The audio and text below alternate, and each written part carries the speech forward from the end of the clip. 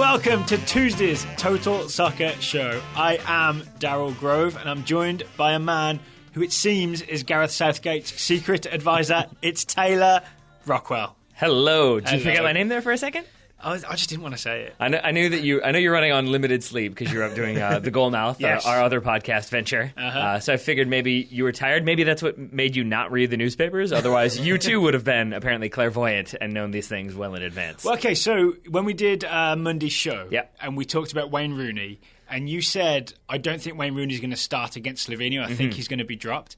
Did you have foreknowledge? I mean, I had seen a couple different reports saying that was what the speculation was, and I had seen other reports, like match reports from the Malta game, saying it would be unfair to drop Jordan Henderson with Eric Dyer coming back. So I think a lot of people knew that Eric Dyer was back to full fitness and would probably start the second game of these World Cup qualifiers for England. But you hadn't seen Gareth Southgate saying, we are dropping Wayne Rooney for tactical reasons. No. Yeah. Mm-hmm. But it's just one of those where everyone starts to report it. And like, there's a difference between everyone starts to report a transfer rumor and everyone starts to report, or like, oh yeah, he's really good. He might get some time. Yeah. That tends to be reporters having some sort of knowledge that he's going to get some time. So or in this case, he won't get time. So you think it's one of those like worst kept secrets kind of things? Like they're not allowed to officially say it's happening, but it's sneaking out. I think so, yeah. All right, so here's my second question. Were you basing your, I'm going to put it in quotes, opinion that Rooney should be dropped on the idea that you'd seen these reports? No, not at all. So you agree with the idea that Rooney should not start against Slovenia? See, that's the thing is, like, again, we talked about this in the last show. It's that I don't see it as being dropped. I don't see it as a punishment for his play. I mean, that's what Gareth Southgate said. It has nothing to do with the way he played against Malta. Gareth Southgate said he played well against Malta. It's just that for tactical reasons, Rooney doesn't fit the game plan, which is kind of what I expected him to say because I think that makes total sense. So you agree with it? Mm-hmm. All right. I'm still not thrilled about it, but I guess I'm on the losing side of history here. But I mean, you see the logic, right? Which is that you're away to Slovenia, who are arguably going to be one of your tougher opponents in this group. It's going to be a tough fixture. So why not have a more defense-minded player in there and then keep the more attack-minded player in there in the form of Jordan Henderson? But are we confusing Slovenia with the 1970 Brazil team? No, not at all. But I mean, I think it's Gareth Southgate trying to be practical. Yeah. Which is what you don't want to do is have a 2-0 win over Malta and then have a 1-0 loss because you put Wayne Rooney in and he didn't get back defensively. Right. Or not even just him, but that because of him, Slovenia were able to capitalize and do things that they might not otherwise be able to do with a dedicated defensive midfielder there. So, and do you think maybe we do see Rooney like not starting away to Slovenia? Maybe next time England are at home against a weaker opponent, he does start? Is it really that he's going to be in and out of the team? Yeah, I think so. Or is this was this like a way of gently letting him down to drop him? I don't think so, because the thing that keeps getting not reported is that, so you keep seeing Gareth Southgate drops Rooney. Gareth Southgate will not start Wayne Rooney. Wayne Rooney will be dropped for the Slovenia game. Maybe it's a less sexy headline that Wayne Rooney was literally sitting next to Gareth Southgate when this news was made public. Yeah. He was in the press conference captain, right? because He has he's to the be at the captain. press conference. Exactly, and so he gave his thoughts that, it's a tactical decision. I respect the will of the manager. I think he acknowledged that his form needs to improve. But what's he going to say? I'm better than Eric Dyer. I mean, he could say I'm frustrated by it. Yeah. You could definitely, because there's degrees of press conference. They show you how frustrated a player is. Because he could say, I'm frustrated by the situation, but I'm the captain and I'll do what I have to do. And I think there's that, and then there's the manager and I have talked about it. I understand where he's coming from, and I know that it's okay. I think that's his way of saying I'm not thrilled, but it's not a personal thing, and I know I need to be better at the same time. For the record, I'm still #Team Rooney. Fair enough. A hashtag that is not trending on Twitter. I feel like you're trying to make this into an adversarial situation, because it's not to say that I'm me anti-Rooney. versus Gareth Southgate. Okay, then that's fine. You will probably lose that one, I think, overall. In terms of who gets to decide when Rooney plays. What if it's in terms of who has the best fitting suit? Well, I haven't seen you in a suit in a while. I don't know. I'm going to your friend's wedding on Saturday. So I have to show up there and monitor the progress? I'll send you a photo. Okay, that works then. All right, so that England game away to Slovenia is Tuesday. It's 2:45 Eastern. It's going to be on ESPN2. Right. Hopefully you hear the show before kickoff. Later that night, I think an 8 o'clock kickoff on ESPN1, which is not what they call it. It's the USA hosting New Zealand at RFK Stadium in the final friendly before that big Mexico World Cup qualifier. To talk about this segment, our sponsor is Roughneck Scarves. That's Roughneck, Ruffneck, Scarves, SCARVES.com.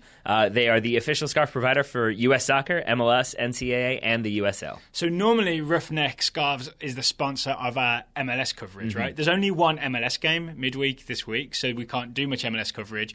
But there's a lot of MLS players suddenly appeared on this US national team roster, and that's why Roughneck Scarves are sponsoring this segment previewing USA versus New Zealand. I can tell you one MLS-related anecdote from this weekend, which is that I was talking to my brother-in-law who plays on our soccer team, and he was saying that he's trying to get into watching soccer on a regular basis, and he wants to pick a team. And I was kind of expecting him to say Arsenal or Man United, and he said he wants to pick an MLS team, except he said, I want to pick a team around here because I want to get into the MLS.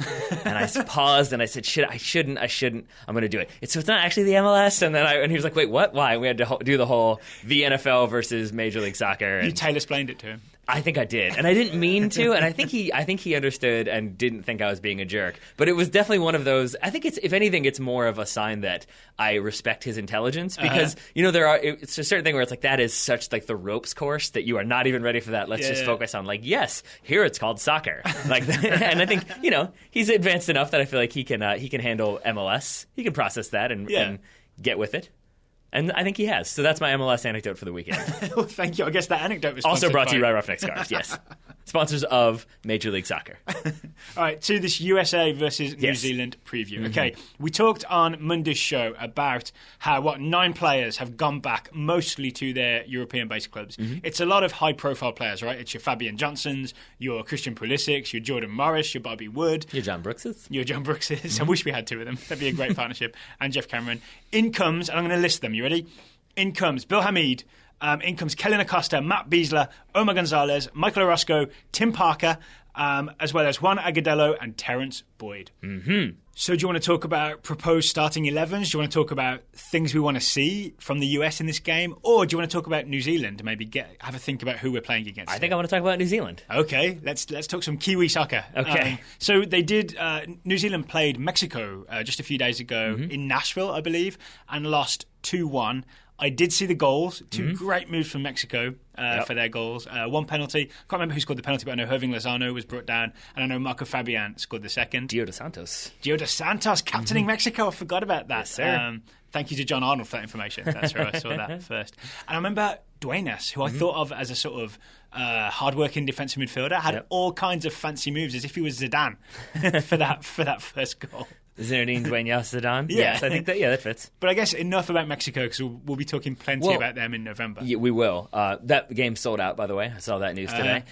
We will, but I think we can definitely talk about Mexico for one more second, because you mentioned the passing and the really lovely goals. I mean, and that second goal is a thing of beauty. It kind of absolutely shreds the New Zealand defense. Yeah. But I think that's what you have to do against this team, because they're very physical. They're going to go up against you in challenges, and they kind of press. And I think one way, but because of the formation they go with, which you'll see on paper as a 3-5-2, I say it's more. You said it like you disagree. I think it's more of a 5-1-3-1, which is a little strange. 5-1-3-1. I don't know if they'll do that against the United States. We'll see what they think of the U.S. If they do that again, it means they think the United States is good. Yeah. If they don't, then maybe they think they're less of an attacking threat than Mexico. All right, let's talk New Zealand tactics for a second. Sure. Then 5-1-3-1, but you said also a press. So how does that work? So it's, from what I could tell, it seems like basically they do kind of keep a flat back 5, more or less. Those wingbacks. That always sounds dangerous. Right? Well, the wingbacks step up a little bit when the situation requires it, but a lot of times once they are dropping back a little bit, it is into almost a flat 5. Okay, so for our listeners, when they see this game sort of rolling out, they look at the New Zealand team to begin with.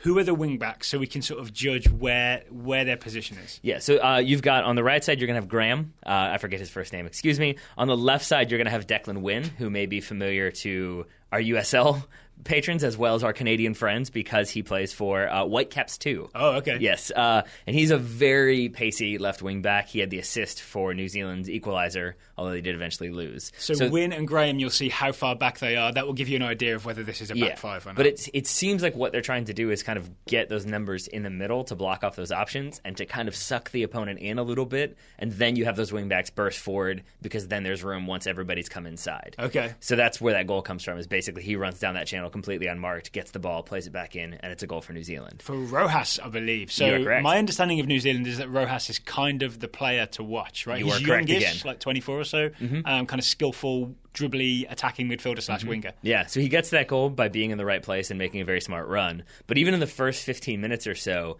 that semi-press that I talked about, which is essentially that you have players far forward, and you're a little bit stretched in that way because you have those five defenders back, but you kind of push numbers up to a degree that you have players like within 15 to 20 yards of a player once he gets the ball, but you're high up the field. So say the goalkeeper passes to the left back, you'll have the forward kind of come over again within 15 yards. You'll have one of those kind of front three push forward a little bit. And so essentially you're taking away options. So it's more of a blockade? Exactly, yeah. A slow blockade, yeah, yes. And so you're either trying to force them long, or you're forcing them into trying to play out of the back, usually through the middle. Right. So you take away the pass down the channel, you take away the back pass, it leaves one in the middle. That's exactly what Mexico tried to do, and that's exactly what New Zealand pounced upon. Rojas gets the ball, dribbles through some people, and gets a really good shot. New Zealand could have been ahead in the very early stages of that friendly. And let's talk about what worked for Mexico then, because the goals I saw, it seemed to be passing moves of like 3 or 4 people, where there'd be like a 1-2, but then one guy would fake and the other guy would run beyond, and there'd be a through ball would suddenly be on, right? So essentially just a ball between defenders and someone running from deep onto the pass. It seems like what worked really well for Mexico was getting the ball forward quickly. The times that they would try to break, see that wall of 5 defenders and turn back around, it played right into what New Zealand wanted, because then they would put that pressure on, concede the ball, and that's actually where the equalizer initially begins, is that Mexico counter, then they stop because of that number of defenders. They try to kind of slow it down and play. They get stripped, and now they're being countered on a counter. So it seems like the best thing you can do is get that ball forward quickly and get it forward quickly under possession, because as I said, the quick 1-2s, the quick passing that Mexico displayed really kind of tore apart New Zealand when they elected to utilize it. So looking at the roster then, I sort of feel like the US doesn't have as much flair as it did against Cuba, oddly. It's true. I guess Sasha Kljestan provides some creativity. But he doesn't have his buddy in the form of Christian Pulisic. He doesn't have his buddy in the form of Christian Pulisic. They're best friends, according to me. Is that? Yeah. Or the passing of Fabian Johnson is missing. So, so Kljestan is one source of creativity.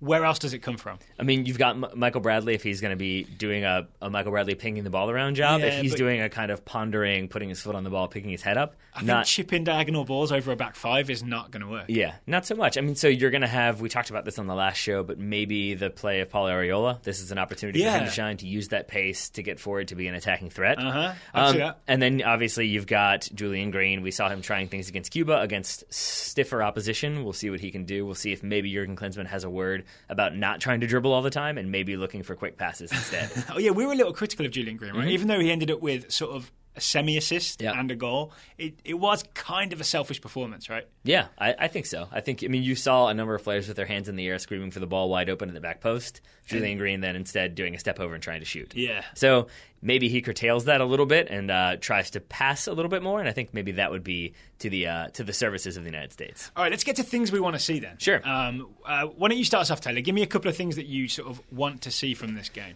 I think I'd like to see Kellyn Acosta. We've talked about him a lot. I think you were very disappointed that he was not included in the initial roster. Yeah, I wish I'd known that he was coming later. It would have saved me. Right? It would have been nice, huh? It would have saved me a good 20 minutes of sort of disappointment. Right. So I'd like to see what he can do defensively, because I think I have made no secret of the fact that I'm a little bit displeased with what I've seen from Fabian Johnson of late. Keep in mind that it was that Mexico, the CONCACAF Cup game that saw him dropped by Jurgen Klinsmann and sent home. So maybe, in the lead up to the Mexico game, we see what other defenders can do. And actually, looking at this back 4, sorry, looking at the defenders listed, I see DeAndre Yedlin, who can obviously play right back. I see Michael Orozco could maybe play right back. I see Matt Beasler could maybe play left back. But other than that, Kellyn Acosta is the only guy with fullback minutes listed in the defence. So my guess is Kellyn Acosta starts at left back. Yeah, but now that you've said it, I could see Jurgen Klinsmann against kind of like a physical New Zealand side. Maybe you want a little more experience and a little bit more ruggedness. And that means maybe Matt Beasler, maybe DeAndre Yedlin outside with maybe Omar Gonzalez and Steve Birnbaum in the middle. Yeah, he does throw the Beasler as a left back out there occasionally, right? I'm never sure how committed he is to that as a plan. I'm not sure he's committed to anything as a plan. So we shall see. But actually, Beasler or Acosta, I'm kind of happy with, just to get another look at them playing fullback. Yeah, but I think I'm with you that I would rather see Kellyn Acosta just to see what he can do as a defender on the international stage. Okay, so for me, one thing I'd like to see is Lyndon Gooch. Mm-hmm. We wanted to see about him last time. Yeah, we wanted to see where he would play, where Klinsmann sees him fitting, and he didn't get any minutes against Cuba. He got a free trip to Havana, which I guess is great. So I want to know: does he start at left midfield? Does he start in like central defensive midfield? Whatever happens, I want to see what Klinsmann does with him. Mm-hmm. And I could see again. We'd proposed this before that maybe Gooch as like a wide left but kind of hard-working defensive, reliable midfielder on one wing, and then that gives you like a more attacking Areola on the other, right? Yeah. I think I'd be good with that. I think I would too. I would like to see Lyndon Gooch be not cap-tied, but I think this would require him to file a one-time switch, right? If he chose to not represent the United States, since he has, Irish and English eligibility? Yeah. I'm not ever so much worried about that. It's just getting a look at him and sort of seeing if he's I mean, because we could get a look at him and be like, oh, this guy's ready to go, right? This guy could be ready to go against Mexico. Yeah.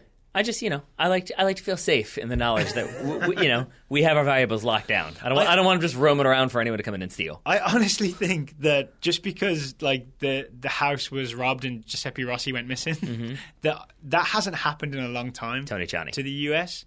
Tony Chani played for the United States in a friendly and then opted to represent Cameroon. That's true, but he wasn't such like a diamond. I was pretty excited about Tony Chani. You were? Yeah. Okay. Because when he came in, he did exactly what I wanted the United States. He performed a role that I was really excited for him to perform for the U.S., which is that big defensive destroyer, breaking up play, winning headers, not requiring Michael Bradley to stay at home the way he kind of currently does. Right. I was pretty pumped about Tony Chani. I forgot that we'd been robbed of Tony Chani. Yep. I had a feeling when you went to Giuseppe Rossi that you had forgotten about that one. All right, I'm going to start locking the door again. See, there you go. Well, you mentioned young players, and I'm going to cheat a little bit, move away from the United States, because I'm actually excited to see this New Zealand team. Okay. Having watched some footage of them, and having seen the fact that 8 of the players on their roster are 21 years of age or younger, and then you have 4 different, I believe, 4 or 5 different 19-year-olds in this team. So for a New Zealand team that obviously doesn't qualify automatically for the World Cup, so we kind of don't see very often outside of maybe the Confederations Cup, it's nice to get an opportunity to see them, to see a young team come in. Yeah, exactly. To see them come in and to see the youth that they have, and it's not... Because I feel like a lot of times with smaller nations, it tends to be a lot of like, oh, it's a 31-year-old and a 34-year-old and a 32-year-old. And like, oh, that guy's still there. Mm-hmm. And they do have some of those guys. But now, as you mentioned, they're 24, 25, and 26 like Rojas, with a lot of 19 and 20-year-olds in there. So who else should our listeners maybe be looking out for on this New Zealand team? I would say that the youngsters that I think are probably... The youngster that I think is most exciting is Clayton Lewis. He plays for Auckland City, which is in the New Zealand Football Championship. He started against Mexico, but it is a friendly, so who knows if he will start this game. Maybe the other threat, aside from Rojas, is Chris Wood. He's a 24-year-old striker for Leeds, 45 appearances and 18 goals for Leeds, 42 caps and 18 goals for New Zealand. Not too shabby. Yeah, he's pretty potent. We'll see what he can do. But I think those are kind of the bigger names attacking wise, and then obviously New Zealand captained by Winston Reid, the West Ham defender. He will start probably in the heart of that 5-man defensive line as the main center back. He'll be heading things away. This is true. And be challenging on set pieces. He's one you got to watch if New Zealand gets some attacking set pieces. Yeah. Going forward for the US, so probably Josie Altidore, I'm hoping, gets another start. I'm interested to see who starts alongside him because Wondolowski, Bobby Wood, and Jordan Morris all gone back to their clubs. So Altidore's going to be partnered by Agudelo or Boyd or Julian Green. So either way, it's going to be an odd new partnership.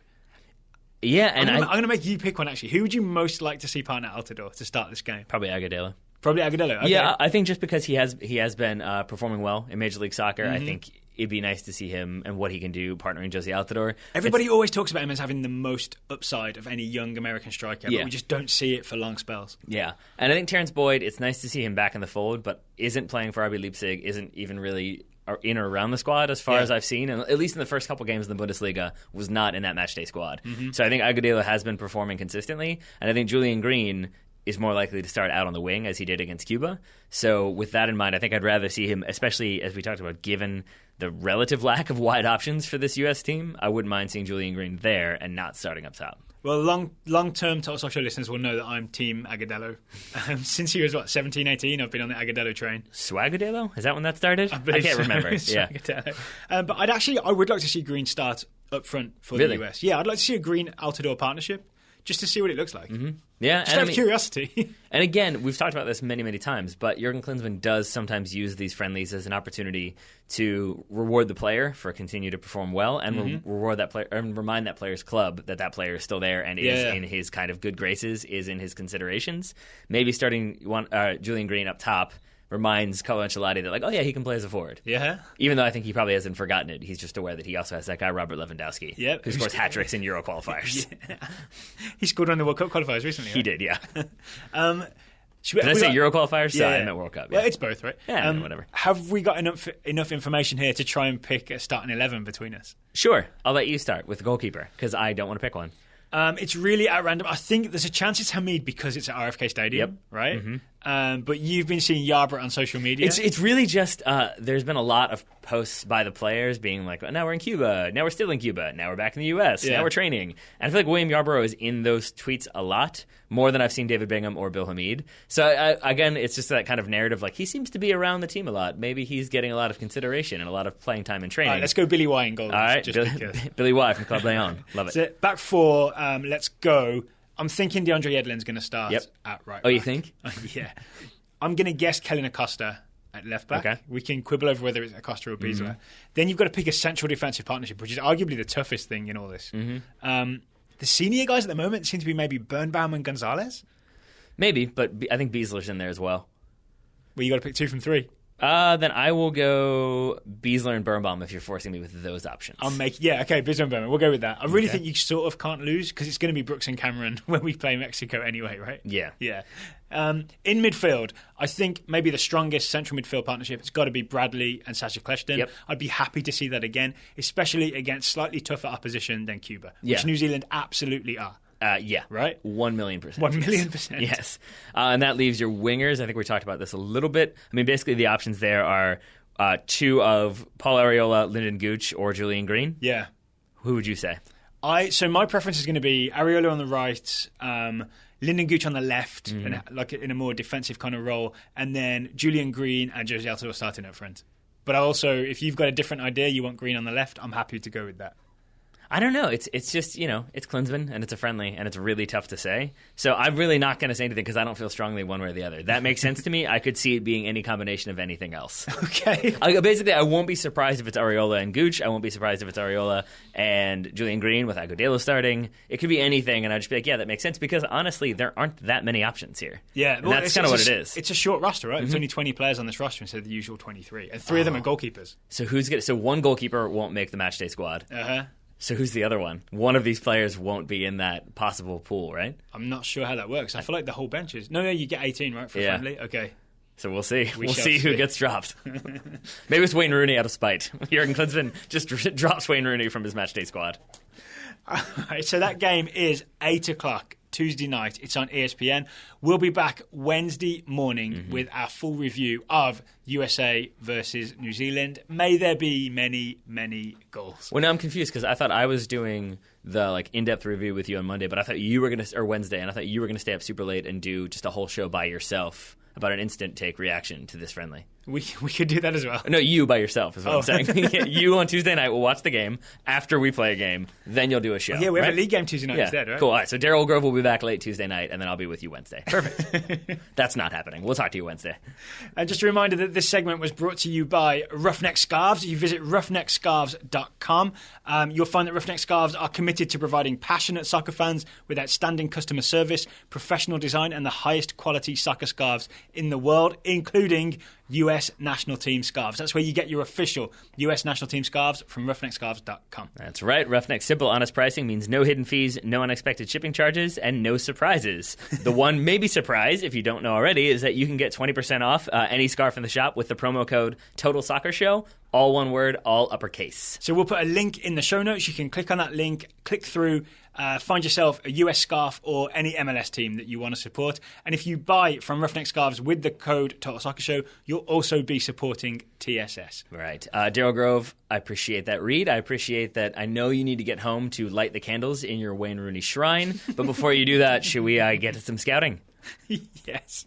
So, final segment, Total Soccer Show Scouting Network. We have 3 scouts to talk about. Reports have come in.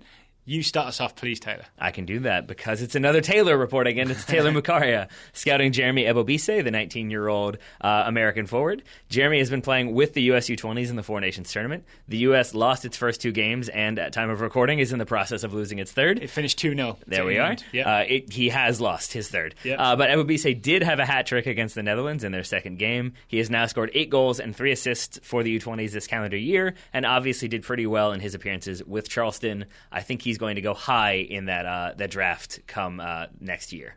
Do you think he'll go to Atlanta? I do. I think they'll maybe negotiate to get him in there, right? Right. Yeah. So basically, again, he left Duke early, but couldn't, I guess, sign with an MLS team, so he's going to go in the draft. Atlanta has that number 1 pick. Charleston is Atlanta's USL affiliate, so it seems like there's already some connections there. And speaking of players leaving to get drafted, it looks like Isaiah Young did not get any minutes in that under-20 tournament. Oof. Yeah. Not great. Not great for him. You know, I feel like there might be a conspiratorial investigative journalism story there that, like, Young, in the form of Jeremy Ebobisse, because it's like young attacker leaves Duke, bounces around, and somehow manages to end up at the affiliate team of the team who has the number 1 draft pick in the upcoming draft. Like, maybe somebody put in a word like, hey, if you leave early and play well, maybe we give you the number 1 spot. Who knows? Who knows? Up next, Jay Glenn is scouting Ruben Neves, the 19-year-old midfielder for FC Porto, the much-hyped Ruben Neves. Jay says Neves has been included in the list of nominees for the 2016 Golden Boy, which is awarded by journalists, I believe, to the best young footballer playing in Europe.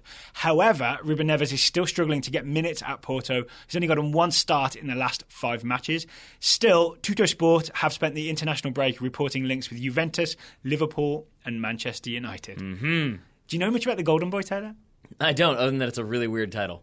Do you know who the current sort of reigning Golden Boy winner is? So the guy that was awarded this in 2015? I don't, but I feel like it's somebody is it like Gareth Bale or somebody who's not quite that young? No, so it was someone young. So they were awarded this in December 2015 for being a promising young player in Europe. Oh, I'm going to be bummed out, aren't I? Who is it?